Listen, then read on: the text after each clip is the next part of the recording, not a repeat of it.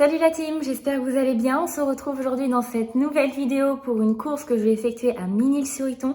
Ça fait très longtemps que j'ai pas fait de course en Normandie. Ça va même être la première course en Access 3 et 4 que je vais faire en Normandie.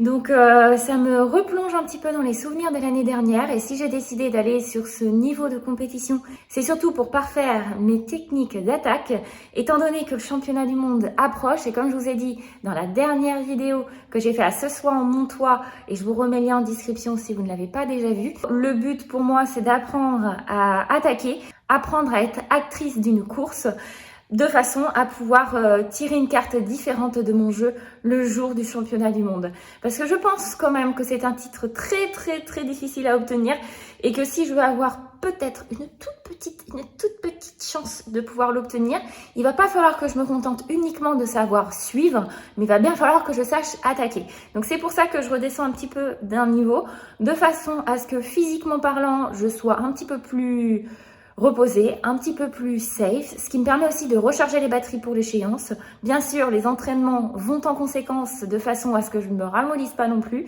Et ça me permet de garder la tête froide lors des compétitions, de façon à pouvoir réfléchir, observer et pouvoir tenter des choses. Aujourd'hui, j'aimerais bien réussir à placer une attaque de moi-même ou du moins réussir à suivre une attaque et créer une cassure de façon à pouvoir faire partie de la bonne échappée. Donc c'est l'objectif du jour. Aujourd'hui, il n'y aura que les Access 3 dans cette compétition. Donc le niveau promet quand même d'être assez élevé. Je pense que c'est une course sur laquelle ça va rouler vite puisqu'on est assez plat. Il y a juste une petite bosse à l'arrivée, donc ça peut peut-être m'aider. Mais on n'en est pas là. Pour l'instant, je suis déjà en tenue. Mais c'est pour aller faire une décontraction. Étant donné qu'hier, j'ai dû aller voir mes amis, je n'ai pas pu rouler. Donc, je vais rouler ce matin avant la course de cet après-midi. Là, il est 10h. La course est à 15h. Donc, j'ai déjà fait un premier repas. Un premier repas avec du riz, de la purée de brocoli et du jambon. Donc le jambon c'est assez long à digérer, donc c'est pour ça que j'ai préféré inverser le repas du midi avec le petit déjeuner. Donc là j'ai fait mon repas du midi ce matin et 3 heures avant la compétition, donc à midi, je vais manger mon pancake une fois que la sortie sera terminée. Donc là je vais faire une petite sortie vraiment chill, pas d'intensité, il est trop tard pour en faire. Heureusement j'en ai fait cette semaine et j'en ai vraiment fait cette semaine. Donc du coup je pense que je vais déjà avoir ma dose pour pouvoir être décrassée. Et voilà, je vais aller me détendre un petit peu sur le vélo et puis on se retrouve tout à l'heure.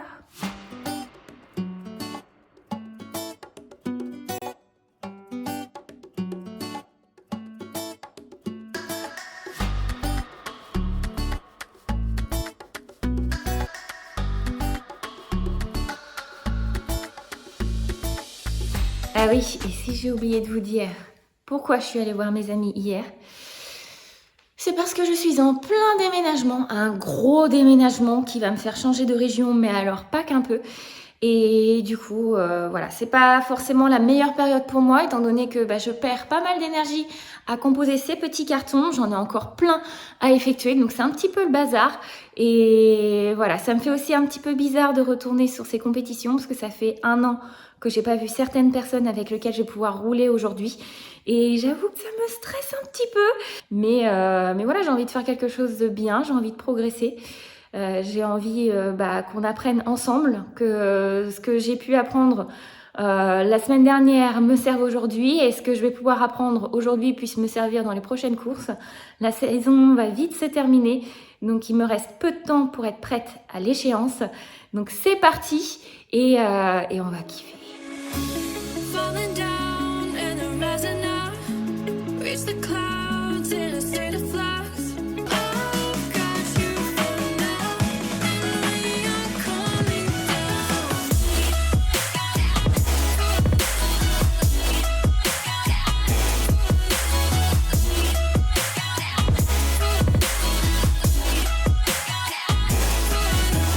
Merci de laisser le passage à la circulation de l'autre côté de la chaussée. Les spectateurs, spectateurs. Merci de laisser le passage du véhicule pour la circulation. On monte, on a le droit de le mettre. Bah ouais. On va rouler bien. présent quand même pour représenter la municipalité, qui va donc donner le départ pour la catégorie Access 3 qui aura donc 10 tours de circuit à parcourir. Ah, je viens à vous croire. 12. C'est 12. Allez, 12, Vous êtes prêts? on a dit 10. Nous, ça nous va, mais il y a pas. Si vous voulez, 12. 12. Non, 10. 10, c'est bien, mais 10. 6. Moi, c'est bien, on faut juste se mettre d'accord, en fait, parce que... Non, 14. 12, c'est 12. 18. Non, 14. 14, mais en 14. 18. On verra le compte pour afficher, ce sera celui du haut. 14. 18. On va faire ce qui était prévu. Vous êtes prêts? Vous êtes prêts? 3, 2, 1, partez!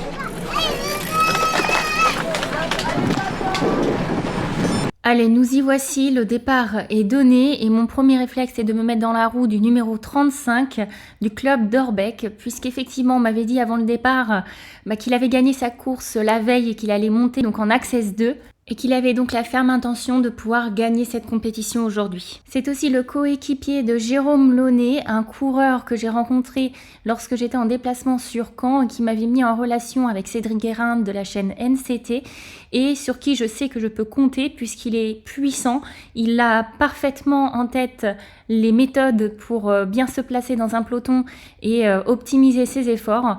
Et on en a parlé aussi avant le départ sur le fait qu'on allait pouvoir coopérer un petit peu tous les trois, comme si je faisais un peu partie du club d'Orbec pour aujourd'hui. Et déjà, ce que j'ai adoré en arrivant sur place, c'est de retrouver la même ambiance que l'année dernière, parce que oui, ça faisait 1 an que j'avais pas eu l'occasion de les voir. J'ai fait absolument aucune compétition de leur niveau en Normandie. J'avais juste fait en tout début de saison une Access 1 et 2 avec les filles. Et là, c'est seulement ma 2e compétition en Normandie, donc vraiment de retrouver les Normands et de pouvoir partager les moments comme à l'époque avec eux, ça m'a fait le plus grand bien et ce, surtout à quelques jours de partir sur Toulouse. Par contre, j'avoue que ce début de course n'est pas des plus évidents pour moi puisque j'ai à peine eu le temps de m'échauffer. Et oui, je me suis laissée emporter dans des papotages. On a pas mal parlé avant le début de la course, donc oui, j'ai fait le tour de repérage, mais j'ai pas pu faire les intensités que j'aurais aimé faire pour pouvoir me décrasser avant le départ.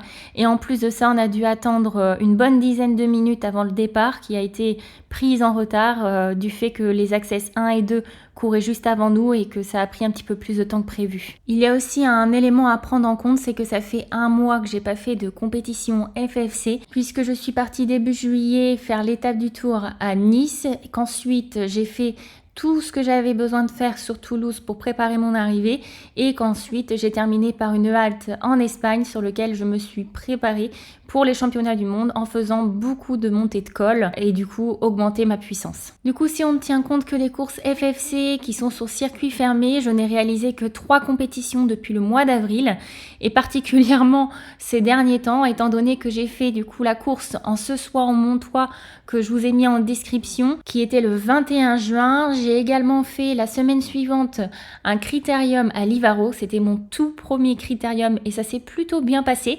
Il y a juste les 3 personnes en tête qui m'ont mis un tour, mais sinon j'ai fait toute la course avec le peloton, donc j'aurais aimé vous la publier, mais malheureusement avec l'étape du Tour, je me suis retrouvée à l'écraser sans faire exprès, donc je suis dégoûtée de ne pas pouvoir vous en parler, mais c'est que partie remise, je ferai d'autres critériums à l'avenir, et ensuite je commence cette course-là. Donc ça fait très peu de compétitions FFC, et il faut que je reprenne un petit peu mes marques, un petit peu la façon de frotter, le fait de devoir remonter. Ça, c'est des réflexes qu'il faut que je retrouve sur ce premier tour. Ici, le vent est 3/4 face en étant légèrement sur la droite, donc je suis plutôt bien placée. Mais là, justement, on tourne à droite et ça fait que le vent nous vient désormais 3/4 face, mais légèrement sur la gauche. Et forcément, je me suis retrouvée déportée sur le côté gauche, ce qui fait que la relance est brutale pour moi, étant donné que j'ai dû ralentir davantage que ceux qui étaient devant. Et qu'en plus de ça, je n'arrive pas à m'insérer sur la droite pour pouvoir rester bien abritée. Donc à ce moment-là, je me sens pas très à l'aise et je sens déjà que je suis en sourcil du fait que je me sois mal échauffée et que je sois mal placée. Après, à ce moment-là, je me retrouve plutôt en plein milieu du peloton. On voit qu'il y en a autant devant que derrière moi. Mais par contre, à ce moment-là, ils arrivent quand même à remonter et je vais me retrouver gentiment à l'arrière du peloton. du fait de mon manque de vigilance à vouloir constamment remonter. C'est vrai qu'on dit toujours que si on n'est pas en train de remonter, c'est qu'on est en train de reculer. Et là, concrètement, c'est ce qui est en train de se passer. 1,5 km plus loin, on arrive ce qui pour moi sera l'endroit où on peut le mieux se reposer, mais sur ce premier tour je ne m'en rends pas vraiment compte puisqu'il y a pas mal de zigzags en descente et à ce moment-là je me sens pas forcément hyper à l'aise puisque je ne l'ai repéré qu'à faible allure. J'ai vraiment fait un très mauvais repérage et du coup je termine mon repérage sur ce premier tour, ce qui fait que je glisse un petit peu dans le peloton à l'arrière puisque je suis trop vigilante. Je n'ai pas bien dosé mon freinage et du coup là on voit tout de suite que je me retrouve dans les dernières positions. Et vous pouvez constater à ce moment-là que je place pratiquement mon attaque la plus puissante tout simplement pour corriger le fait que j'ai trop freiné dans ces virages. J'ai même remarqué au fur et à mesure des tours qu'il n'y avait pas besoin de freiner du tout. Donc forcément sur ce premier tour j'aurais gâché quand même pas mal de cartouches pour la suite. Et donc pour finir, on arrive sur la difficulté du circuit, cette bosse de pratiquement 600 mètres avec 3,5 de pourcentage moyen. Et la grosse difficulté, c'est le fait qu'elle soit en faux plat montant une fois la côte terminée pour l'arrivée. Du coup, il fallait quand même gérer un minimum son effort lors de cette ascension pour pouvoir tenir bon sur le replat derrière. Et on peut voir que puisque je n'étais pas bien placée au pied de la bosse, je suis obligée de faire des sauts pour remonter sur le groupe à l'avant. Donc là déjà j'ai encore lâché une nouvelle cartouche pour pouvoir me repositionner et entamer le deuxième tour dans de bonnes circonstances. Et alors qu'on entame à peine le deuxième tour, les choses sérieuses commencent avec une attaque qui se place sur la gauche pour pouvoir tenter de remonter sur l'échappée qui s'est créée pendant la première bosse. Donc là, j'essaie de donner tout mon possible pour tenir le wagon, mais ça reste assez compliqué dans la mesure où j'ai pas encore pu récupérer depuis le début de la course.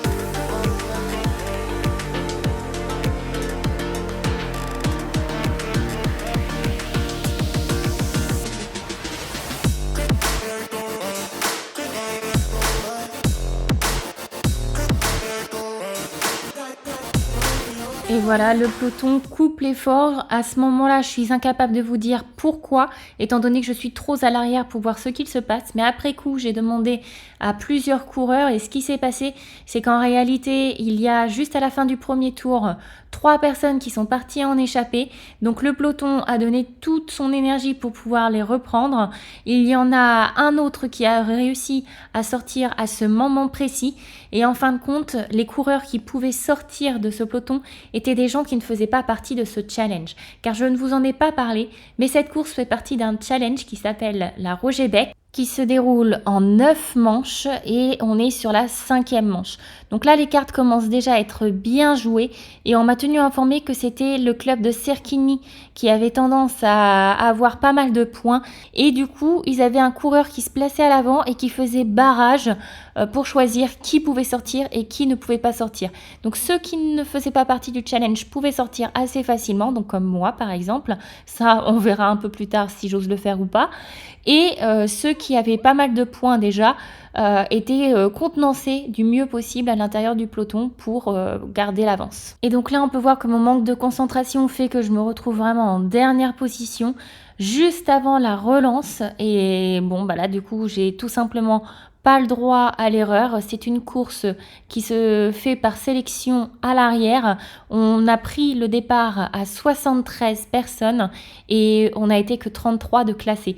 Donc c'est vous dire à quel point la course a été sélective et que là je suis vraiment en mauvaise posture et qu'il faut que je remonte absolument pour pouvoir avoir plus de marge. Durant les 500 mètres suivants, comme ça bordurait, à part me mettre le plus à l'abri possible, c'est tout ce que je pouvais faire.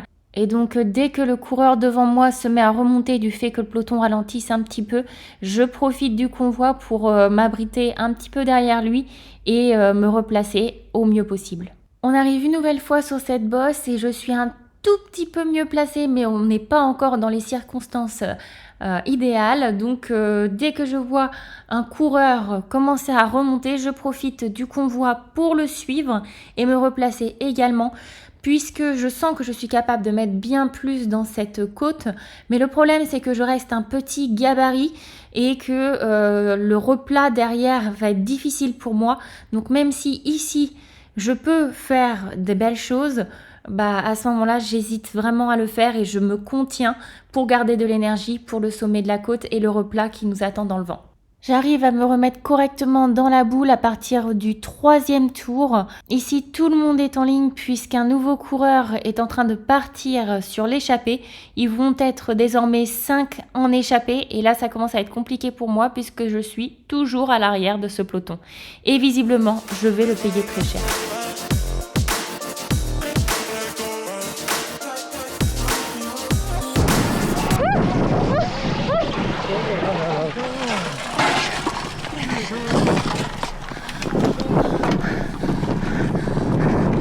Et voilà, en 3 ans de vélo, je viens d'assister à ma première chute avec les hommes.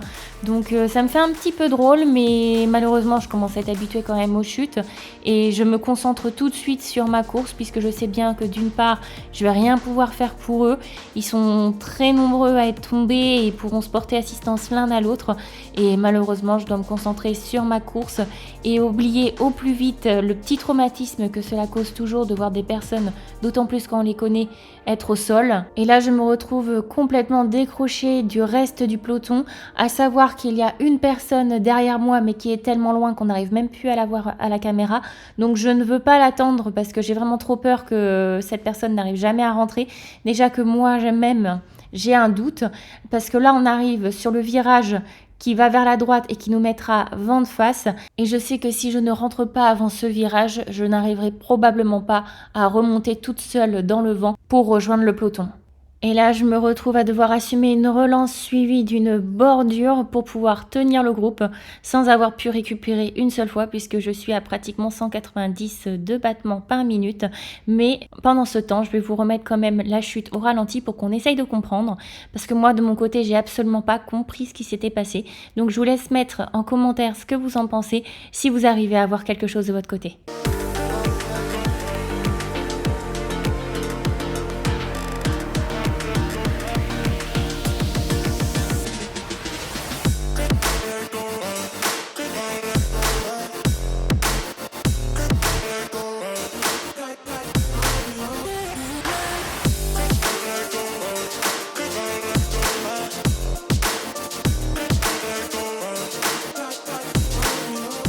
Du coup, durant toute la fin de ce 3e tour, tout le monde a accusé un petit peu le coup en levant un peu le pied et en faisant l'état des lieux.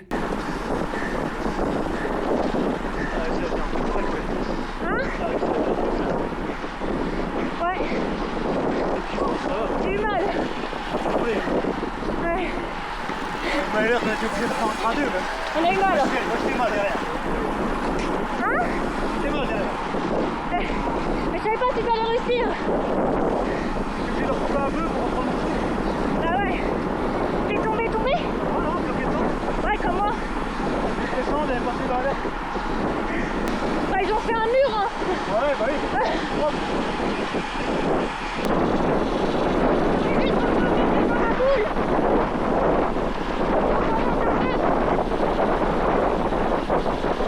Aussitôt dit, aussitôt fait, je fais l'effort de pouvoir me replacer pour être davantage à l'abri, mais malheureusement, arrivé au bout de cette route, je reste bien à l'intérieur du virage de façon à m'abriter au mieux une fois que je vais pouvoir en ressortir, sauf que cela me demande de freiner trop fort, et là je vais faire une relance terrible pour pouvoir garder l'allure de ceux qui étaient à côté de moi et qui ont pris soin de prendre un petit peu plus large.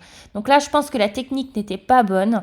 Sur les tours suivants, je ne vais pas prendre à l'intérieur pour pas avoir besoin de faire une aussi grosse relance parce que je pense que je gaspille plus d'énergie que si je prends un tout petit peu le vent dans les débuts avant de me replacer correctement du fait que je sois passée à l'extérieur de ce virage.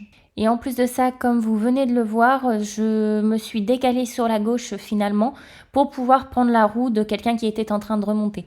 Donc là, vraiment, le fait d'avoir pris l'intérieur du virage n'avait aucun intérêt puisque je me suis redéportée par la suite. Et finalement, la personne que j'ai suivie, pensant qu'il se contentait de remonter à l'avant du peloton, a placé une attaque. Donc là, je lance également les watts pour pouvoir tenter d'accrocher l'échappée. Et à ce moment-là, je me retrouve à dérailler. Donc c'est dommage parce qu'il y avait un petit écart qui commençait à se faire. Et au final, je me retrouve dans ceux qui subissent la cassure, le temps que je puisse remettre ma chaîne correctement. Et heureusement que j'ai réussi à la remettre sans avoir besoin de m'arrêter. Donc c'est quand même dommage parce qu'avec toutes les aventures qu'on a entendu parler avec cette fameuse chaîne, j'ai eu énormément de mécanos qui sont passés dessus pour pouvoir remettre les choses en ordre. Je pensais que c'était en ordre parce que j'ai vraiment essayé dans l'école et ça allait tout seul. Et finalement, bon, bah, c'est toujours pas terminé. Et là, on a 2 coureurs qui viennent de passer pour redonner un coup de fouet au peloton et revenir sur le contre qui a commencé à se dessiner et qui ne va pas durer pour le coup. Mais je retiens quand même la technique de ce coureur que j'ai pu suivre tout à l'heure, c'est-à-dire qu'il est parti tranquille pour remonter à l'avant du peloton, pour ensuite mettre une sacoche. Et là, du coup, il avait un petit coup d'avance et visiblement, ça a quand même bien marché. Je sais pas si c'est une technique que tout le monde connaît ou pas. Moi, je n'aurais jamais pensé faire ça, clairement. Mais ça se tente, ça se tente. Pour moi, il fallait vraiment passer pleine balle pour que personne n'ait le temps de prendre la roue. Mais on peut jouer au bluff. On peut jouer au bluff aussi en remontant tranquillement, prendre un chouïa d'avance et puis après mettre une véritable sacoche. Et l'avantage, c'est que pour le coup, si jamais les personnes prennent la roue dès le début, bah, il n'a pas lâché beaucoup d'énergie pour sa tentative d'attaque, étant donné qu'il n'a pas encore eu le temps de lever ses fesses et de donner tous les watts qu'il avait. On se retrouve au premier virage du 5e tour, celui qui nous fait mettre vent de face. Et comme j'étais pas parfaitement collée à la roue de celui devant moi, malgré une relance à plus de 730 watts, un écart se creuse et je suis obligée de gaspiller pas mal d'énergie pour pouvoir revenir au contact. Donc là, c'est pas terrible une fois de plus, surtout avec les ambitions que j'avais pour cette course-là. Pour l'instant, je suis vraiment pas satisfaite de ce que je fais depuis le début de la compétition, donc il va falloir que je rectifie le tir et c'est alors que Jérôme me fait signe de prendre sa roue. Donc là, je le suis parce que je sais que lui, il remonte assez facilement et en plus de ça, comme c'est un bon gabarit, comme il aime dire, et bah du coup, je m'abrite bel et bien derrière lui. C'est quand même assez pratique de l'avoir en allié de circonstance. Et là, non seulement il me fait remonter à l'avant de mon petit groupe, mais il va aussi me ramener jusqu'à la petite tentative de contre qui est en train de s'effectuer. Donc c'est vraiment au top. J'ai mon petit poisson pilote pour pouvoir me ramener dans les meilleures situations possibles. Et grâce à lui, je vais être à l'avant du peloton. Et à partir de maintenant, je ne vais plus en redescendre.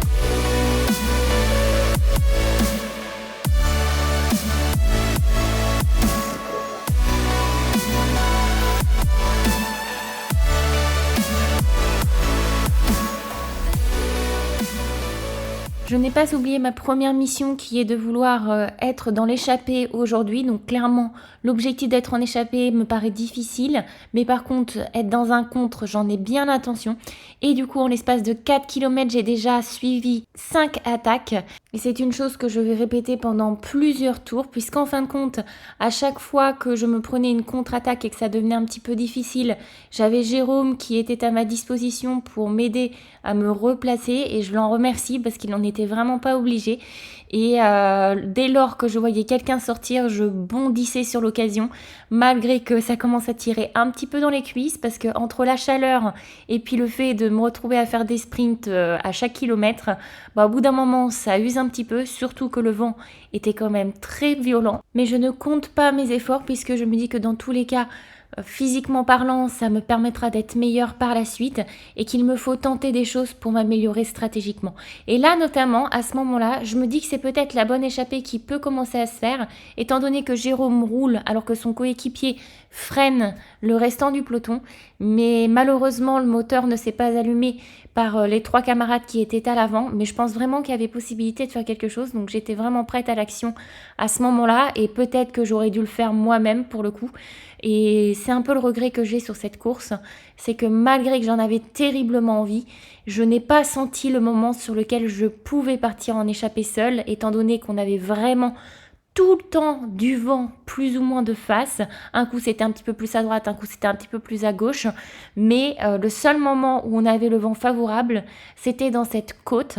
Et clairement, je pense que c'est éventuellement dans cette côte que j'aurais pu attaquer, sauf que j'en avais pas l'étoffe, étant donné que je pensais trop au replat qui venait après. Mais voilà, si j'avais eu à placer une attaque, et j'aurais dû placer une attaque, ça aurait été dans cette montée pour pouvoir tirer mon épingle du jeu, étant donné qu'à chaque fois qu'on l'a monté, j'ai trouvé que le rythme était plutôt largement tenable. Et justement, à ce tour-là, on a 2 coureurs qui ont tenté leur chance dans cette côte. Donc on a d'abord le coureur que vous voyez qui a essayé de rentrer aussi vite que possible dans cette côte pour prendre un coup d'avance. Je suis du coup le mouvement, je me retrouve en première position et bien sûr un contre s'établit et à ce moment-là ça permet de provoquer une cassure. On avait réussi à creuser l'écart mais on n'a pas réussi à s'entendre et on n'avait pas les conditions physiques peut-être aussi pour pouvoir vraiment faire quelque chose de durable. Et en attendant, moi j'essayais de faire ce que je pouvais pour tenir bon. Donc même si à l'avant ça zigzaguait pour essayer de nous faire péter, bah moi je pouvais pas trop collaborer. J'étais déjà à mon maximum. J'avais besoin de récupérer mais je voulais pas lâcher le petit écart qu'on avait fait. Et au final on s'est rapidement fait rattraper par le peloton. Et du coup, une fois de plus, c'est Jérôme qui relance un petit peu la course en passant devant et en mettant cette fois-ci une belle attaque pour créer la distance. Donc comme j'étais en deuxième position, dans les premiers réflexes, j'ai cru qu'il voulait partir en échappée avec moi. Sauf que vu l'énergie qu'il y a mis, alors qu'il savait très bien que j'étais derrière lui, je pense avec le recul que pour le coup, il s'est dit je pars tout seul et si elle fait partie du convoi, tant mieux, mais sinon tant pis. Et du coup, ça m'a bien arraché quand même. Donc au moins, ça m'aura fait travailler. Mais malheureusement, j'aurais juste fait revenir le peloton sur lui. Donc je suis désolée si ça n'a pas été un bon comportement de coéquipier de circonstance. Je sais pas trop comment j'aurais dû faire à ce moment-là. Donc je vous laisse me dire en commentaire si j'ai bien fait ou si du coup c'était pas très correct de ma part, mais je m'en suis pas rendu compte sur le coup et je me pose la question avec le recul. S'amuse.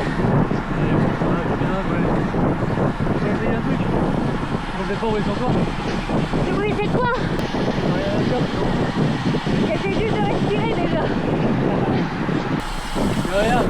Mais là, le fractionné, ça me retourne à la gueule. Arrête au cinéma, tu sais pas lever, alors c'est encore bien. On est jamais arrivé à répéter. Alors quand tu sais que pas du lit, je peux pas te relever. En fait, à ce moment-là, je me rappelle très bien que je me sentais fatiguée, mais quand on voit mon cœur, quand on voit mes watts, c'est pas normal que à ce moment-là, je me sentais si mal. C'était surtout au niveau respiratoire et je sais pas, j'ai fait pas mal de déplacements, j'ai fait Nice, j'ai fait Toulouse, j'ai fait l'Espagne. Alors, 2 solutions. Soit j'ai attrapé le Covid et je m'en suis pas rendu compte et là, je me tape les séquelles respiratoires pendant 2-3 semaines. Soit j'ai abusé de la climatisation, ce qui est possible aussi, notamment en voiture, et du coup j'ai pris un coup de froid parce que c'est vraiment au niveau respiratoire où je me suis retrouvée gênée et également plus tôt dans la semaine lorsque j'ai travaillé les intensités. Donc ça vient peut-être de là, ma fatigue, ma sensation d'être mal, mais ce que Jérôme voulait tenter, c'était de me faire sortir en échappée, étant donné que je ne compte pas pour le classement du challenge. Peut-être qu'il y avait moyen qu'on me laisse sortir. Mais moi, à ce moment-là, j'en avais pas conscience. Et c'est vrai que c'est compliqué sur un vélo de pouvoir, en conditions de compétition, communiquer de la sorte. Et c'est qu'après coup qu'il m'a tout expliqué à tête reposée. Donc, lorsqu'on fait des alliés de circonstances comme ça, qu'on connaît déjà, l'idéal, c'est de se retrouver lors du repérage pour pouvoir en discuter ensemble et élaborer des plans. Et pendant que je vous raconte tout ça, on vient de faire la montée la plus rapide de la course. J'ai fait des sauts en avant puisqu'il y en a absolument partout. Il y a un contre de 2 personnes qui est en train de s'effectuer et moi je suis obligée de faire seulement le saut d'un groupe à l'autre pour mieux me replacer. Et voilà que du coup je me retrouve à louper ce contre. Donc j'ai un petit peu le seum quand même parce que rien ne se déroule comme j'aurais voulu. Alors je sais bien, c'est un circuit qui ne me convient pas, c'est assez plat. Il y a juste cette bosse, mais il y a tellement de vent que du coup c'est surtout une course de placement et bon c'est pas vraiment mon atout. C'était pas forcément le circuit le plus adapté pour pouvoir m'entraîner à faire une échappée ou un contre, mais il faut composer avec et j'ai pas réussi à faire la chose avec brio.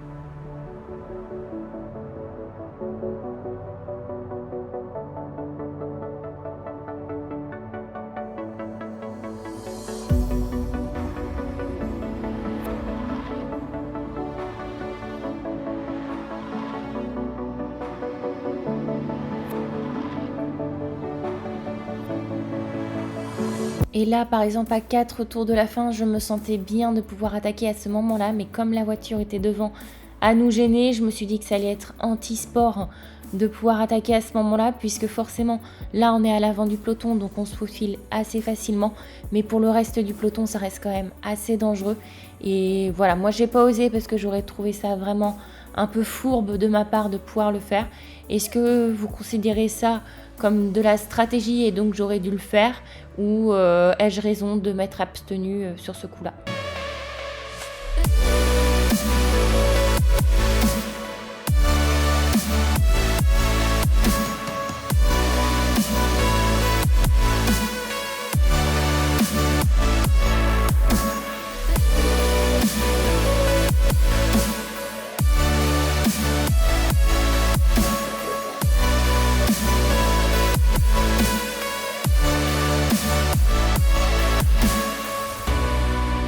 Je vous épargne les explications à chaque étape parce que sinon la vidéo durerait beaucoup trop longtemps. Mais en gros, j'ai suivi chaque attaque qui s'est effectuée et du coup, quand celle-ci est partie, j'ai voulu également y aller, sauf que j'ai entendu dans le peloton « Vas-y, laisse, ça sert à rien ». Et sauf que je vous annonce que cet homme ira jusqu'au bout sans nous. Il y a même un autre coureur qui va réussir à le rejoindre, mais c'en est fini pour moi. Je n'aurais pas pu accrocher le bon wagon. Et ça, vous voyez, c'est doublement ma faute. Déjà d'une, parce que comme j'ai sauté sur tout ce qui bougeait, j'étais probablement pas en meilleure forme pour pouvoir me lancer. Donc du coup, j'étais dans un certain état de fatigue, ce qui m'a créé certains doutes. Et mon second tort est de ne pas avoir suffisamment confiance en moi. Là, je pouvais y aller, je le sentais dans mes jambes et je n'ai pas osé le faire. Donc c'est vraiment parce que je reste influençable à cause d'un manque de confiance en moi, puisqu'il a fallu que j'entende dans le peloton un « vas-y laisse, ça sert à rien » qui ne m'était même sûrement pas destiné pour que je me dise « ok, je le laisse partir parce qu'on va le reprendre », alors qu'en fait pas du tout. Et en plus vous voyez à ce moment-là j'ai les deux coéquipiers d'Orbeck qui sont devant avec moi, donc à la rigueur si je voulais avoir une chance que quelqu'un puisse freiner le peloton, bah, c'était bien eux deux, et là ils étaient en première position, je n'avais qu'à partir et j'ai même pas tenté. Peut-être qu'ils auraient roulé aussi, hein, parce qu'ils en ont tout à fait le droit, on fait pas partie du même club, c'est vraiment de l'informel notre alliance, mais par contre voilà, j'ai même pas tenté quoi. Donc là, c'est vraiment une course sur laquelle je m'en veux terriblement. Je viens en Access 3 exprès pour pouvoir prendre des initiatives et sur des petites choses aussi futiles, je me laisse impacter et ça va vraiment falloir que je corrige ça parce que sinon je vais pas aller bien loin sur les compétitions et les échéances à venir. Falling down and then rising up. Reach the clouds in a state of flux. Rolling through the sky, I forget the faces. Do you ever wonder why we try to find these places? Hold my hand and call out my name. We'll go to a land where our hearts can stay. I can see you falling, reaching for a grip. Come with me, I'm rising and I'll never let you slip. No, don't worry, my love. Look to the stars above.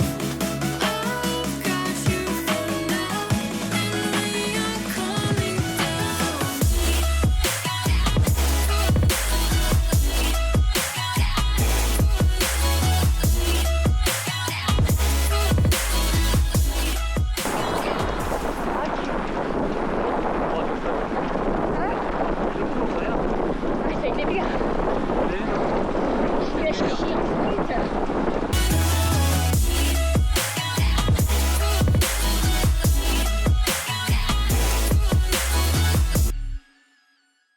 Après un nombre incalculable de tentatives de suivre les attaques, nous voici au dernier tour. Pour rappel, il y a une échappée de 5 personnes et un contre de 2 personnes effectué.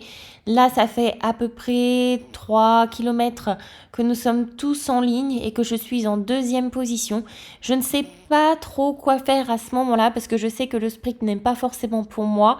Et pour autant, je me dis qu'avec tout le vent qu'il y a, c'est peut-être pas évident de sortir. Mais d'un autre côté, comme on est tous en ligne, je me dis que peut-être ils vont pas me suivre. Si les 2-3 qui sont derrière moi ne lancent pas le mouvement, je peux sortir seule. Donc j'essaye de faire comme à ce soir mon toit, c'est-à-dire de profiter des virages pour tâter le terrain et voir si j'arrive à sortir. Sauf que bien évidemment, à 1 km de l'arrivée, on me prend la roue. Et donc je coupe rapidement mon effort de façon à garder de l'énergie pour le sprint final.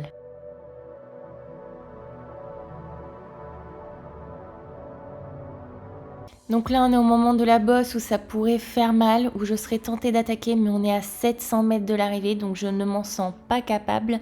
Je reste au niveau du coureur de tête, et là, ça y est, je vois déjà Jérôme et un autre coureur placer une attaque. Donc là, j'ai envie de dire les petits cons, parce qu'il nous reste encore 600 mètres et ça va faire vraiment mal aux pattes.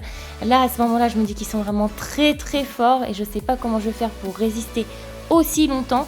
Donc je m'accroche, mais je vois que je suis en train de glisser à l'arrière du peloton. Donc j'ai un peu le seum et là je suis en train de m'écraser gentiment. Les watts baissent petit à petit en arrivant sur le sommet de cette côte, et il me reste encore la partie de replat à assumer, la partie la plus difficile pour moi. Et c'est alors qu'on arrive au niveau des spectateurs, et là j'entends « Allez Gonaël, et ça me redonne un coup de boost et je donne tout. Je me dis que je peux déjà grappiller 2 places de plus, et là ça y est, je veux maintenir ma position parce que j'arriverai pas à faire mieux, et je passe la ligne en 6e position de ce peloton, ce qui me ramène 13e sur le classement général, donc 13e sur 73 au départ. Donc tout s'étant enchaîné assez vite, j'ai pas eu le temps de vous parler lors du sprint du fait que j'ai crampé sur la partie de replat, donc c'est aussi pour ça que mes watts ont temporairement baissé, et malgré tout j'ai quand même fait l'effort de me remettre en danseuse pour terminer dans les meilleures situations possibles. Donc il n'y a pas énormément d'écart de watts entre lorsque je suis assise et lorsque je suis en danseuse, et c'est notamment dû à cela. Et pourtant on est à peu près sur 2 heures de course et j'avais 1,5 litre d'eau avec moi au moment du départ, donc un bidon sur lequel j'avais des glucides et un bidon dans lequel j'avais une pastille pour éviter d'avoir des crampes. Donc comme quoi c'est pas infaillible, et surtout par ces fortes chaleurs, on est quand même sur 29 degrés en moyenne sur la journée, ce qui a fait que forcément la déshydratation s'est accentuée, et comme je suis une grande buveuse à la base, ça se voit encore plus là puisque j'ai dû faire mon dernier tour sans eau. Après, si on analyse un petit peu les données physiques lors de cette course, je suis pas si mal placée en termes de cardio puisque mon cardio moyen est à 174 battements par minute, ce qui correspond tout pile à mon seuil 1. Donc je pense que physiquement j'étais capable de faire plus, et que c'est vraiment au niveau respiratoire où j'ai eu un petit pépin, et j'espère que sur les semaines à venir ça va cesser de façon à ce que je puisse être en pleine puissance. Ensuite, on voit que ma cadence est à 82 rotations par minute, ce qui est plutôt pas mal venant de ma part parce que j'ai assez du mal cette année à avoir une bonne vélocité. Sur la course, avant de partir un mois en préparation physique en altitude, j'étais en dessous des 80 tours par minute. Donc là, le fait de remonter à 82, c'est déjà bon signe, c'est que j'arrive à tourner un petit peu plus les jambes. Et d'un autre côté, ça fait plusieurs semaines, voire plusieurs mois que j'ai l'habitude de pédaler avec du 74 rotations par minute. Donc là, le fait d'ajouter pratiquement 10 rotations par minute peut influencer sur les crampes, puisqu'effectivement, plus on va tourner les jambes, plus la fibre va pouvoir se reposer, et c'est le cœur qui va prendre le relais. Mais d'un autre côté, si on commence à cramper, il vaut mieux rajouter du braquet pour faire comme une sorte de massage. Et là, dans ces cas-là, comme je suis sur une cadence plus élevée que d'habitude, peut-être que j'ai crampé pour cette raison. Côté puissance, il n'y a pas de problème non plus puisque mes watts normalisés sont à 223 watts. Donc c'est vraiment plutôt rassurant pour la suite, c'est-à-dire que j'ai de la force, je suis en forme et il faut juste que j'apprenne à piloter la machine puisque je me suis même retrouvée avec du 787 watts en puissance maximale. Alors malheureusement, je ne l'ai pas utilisé à bon escient, mais c'est quand même signe que la forme est là puisque mon record historique est de 835 watts. Côté stratégique, on va pas se le cacher, il y a pas mal de choses à corriger. Heureusement que Jérôme Launay était là pour m'aider à revenir sur les bonnes voies, mais il faut que j'apprenne à me débrouiller toute seule. Et d'un autre côté, je me demande quand même un petit peu si le fait de retourner avec des amis de l'année dernière, je me replonge pas inconsciemment dans ma situation physique de l'année dernière, parce que lorsque je cours avec des inconnus, je suis beaucoup plus focus, je fais beaucoup moins d'état d'âme, je m'écoute moins. Là, j'ai trouvé que je me dénigrais quand même beaucoup tout au long de la compétition et du coup ça m'a bridée dans mes prises d'initiative et j'ai été aussi un petit peu déconcentrée du fait de revoir des amis de longue date et ça du coup pour la semaine prochaine, même si ça sera ma toute dernière course en Normandie, il va falloir que je sois focus, donc déjà arriver beaucoup plus tôt, plus d'1 heure à l'avance de façon à ce que je puisse à la fois papoter avec des proches, mais aussi me concentrer sur ma compétition, élaborer une stratégie beaucoup plus solide et faire quelque chose de mieux parce que les échéances arrivent vraiment à grands pas et il faut que je me dépêche de vite comprendre comment est-ce qu'on court. Donc si la course est à refaire, j'aurais déjà cherché à mieux m'échauffer, j'aurais ensuite cherché à mieux garder ma place à l'avant du peloton de façon à pas faire des efforts inutiles du fait de l'effet d'accordéon et de devoir remonter les cassures. Et ensuite, j'aurais pris plus d'initiative en sautant un petit peu moins sur toutes les attaques et d'être un petit peu plus stratège sur ma sélection des attaques à suivre. Je m'explique. Aujourd'hui, j'avais la chance de pouvoir rouler plus ou moins avec le club d'Orbeck. L'idée, c'est que dans ces cas-là, puisque je les considérais comme mes alliés, c'était de placer des attaques ou de suivre des attaques uniquement lorsqu'ils étaient à proximité pour éventuellement bloquer le peloton. Ça permet déjà de faire un premier tri, de pouvoir économiser mes forces, d'autant plus que je laissais tous les deux rouleurs et puissants. Donc si jamais ils jugeaient de leur côté qu'il fallait y aller, ils auraient pu y aller et ils auraient pu nous ramener dessus, comme Jérôme a pu le faire plusieurs fois pendant la course. Donc voilà, je pense qu'il n'y avait pas forcément utilité à sauter à chaque fois dans la roue de quelqu'un qui plaçait une attaque. Et par contre, analyser un petit peu plus autour de moi. C'est vrai que j'ai pas eu l'occasion au final de faire beaucoup de courses en équipe et on le ressent là. J'ai des personnes qui me tendent la main et j'ai pas le réflexe de penser à eux dans l'équation, de comment lire les courses. J'apprends à peine à lire les courses, donc c'est vrai que d'ajouter en plus l'élément de penser à l'équipe, et au final c'est quand même pas si simple que ça, même si tout le monde rêve d'avoir une équipe soudée, et ça commence déjà par soi-même et par éviter de faire des petites erreurs toutes bêtes, hein. Même si c'est normal, je n'ai que 3 ans de vélo, les compétitions c'est qu'une fois par week-end et encore sur à peu près la moitié de l'année, donc ça fait pas tant de courses que ça d'effectuer et en plus de ça j'ai fait quand même 2 années exclusivement en solitaire puisqu'il n'y avait pas d'autres féminines dans mon club, donc voilà, il y a pas mal de choses à apprendre, même si le physique est là, il y a encore toute la partie stratégie à améliorer, il y a du mieux. Mais par contre, aujourd'hui, ça s'est pas vraiment ressenti et il va falloir que je corrige le tir. Maintenant, place à la remise des prix, durant lequel on a pu déguster quelques petits biscuits et boire un verre. Donc ça tombait bien, j'avais du temps pour partager un moment bien sympa. Donc bravo à ce club pour l'organisation, c'était vraiment au top. Et je vous dis à la semaine prochaine pour cette fameuse dernière course normande. Et je vous promets que je vais essayer de faire beaucoup mieux. Allez, on est au lendemain de cette course. Je tenais à vous faire ce message pour clôturer la vidéo. Parce que en rentrant chez moi le soir, je vous avoue que j'ai eu un petit coup de blues. Ça m'a vraiment touchée de retrouver des visages que j'avais pas pu voir depuis l'année dernière, puisque c'était ma première course en Access 3 dans la région. Et ça m'a fait vraiment plaisir de revoir les petites têtes que j'avais l'habitude de voir, de retrouver l'ambiance de l'année dernière. Et vraiment, ça me pose plein de questions parce que être en DN ou en sélection, c'est une bonne chose, ça permet de se dépasser. Mais je trouve que l'ambiance, c'est quand même tout autre. On est un peu moins à la bonne franquette. Et là, de me retrouver vraiment avec pas mal d'alliés de circonstances dans la course, avec beaucoup de monde avec qui échanger. Là, c'est vrai qu'il y a eu la chute, ça nous a fait un petit peu tous peur, c'est normal. Et on était tous en train de se soutenir en disant bon, nous ça nous est pas arrivé, on a réussi à passer entre les mailles du filet, on y va. Désolé pour ceux à qui malheureusement ils n'ont pas pu éviter la chute. Et j'espère d'ailleurs qu'il n'y a pas eu de blessures trop graves. Donc voilà, mais vraiment ça m'a vraiment touchée. J'ai coulé ma petite larme parce que du coup je réalise que j'ai passé 1 an à faire une saison où j'ai fait du dépassement de soi. Mais j'ai un petit peu oublié le vélo plaisir. Et oui, on peut faire du vélo plaisir dans le cadre de la compétition. Et du coup, j'en suis à me demander si l'année prochaine, du fait du changement de région, bah, je suis obligée de changer de club. Dans tous les cas, ça sert à rien de rester dans un club avec lequel je pourrais pas rouler. Est-ce qu'il vaut mieux que je sois dans un club à la bonne franquette et puis rester sur le type de course comme j'ai pu faire aujourd'hui, ou est-ce qu'il vaudrait mieux que je vois s'il est possible de refaire cette ambiance mais dans une DM de la région? Donc je sais pas vous aussi en termes de contenu ce que vous préférez.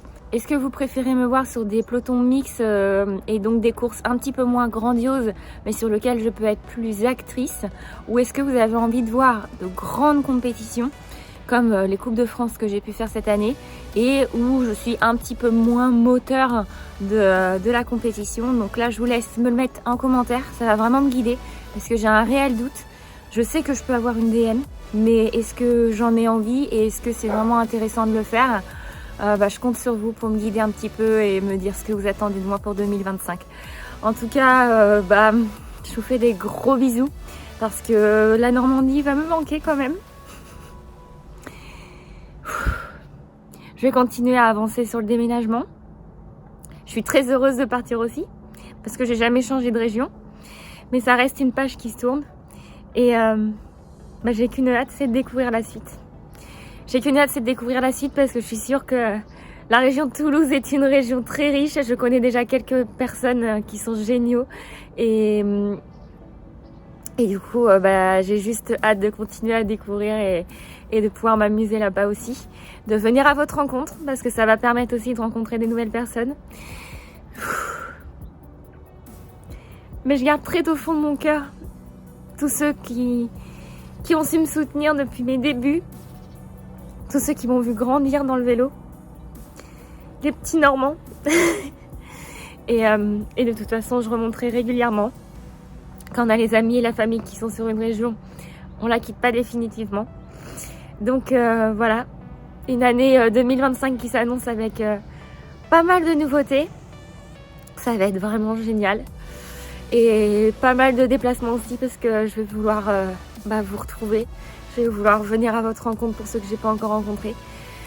Et voilà, on va vivre plein d'aventures ensemble et puis je vais continuer à progresser et à vous montrer comment je fais pour progresser dans le vélo. Allez, je vous fais des gros bisous et je vous envoie toutes mes larmes de bonheur.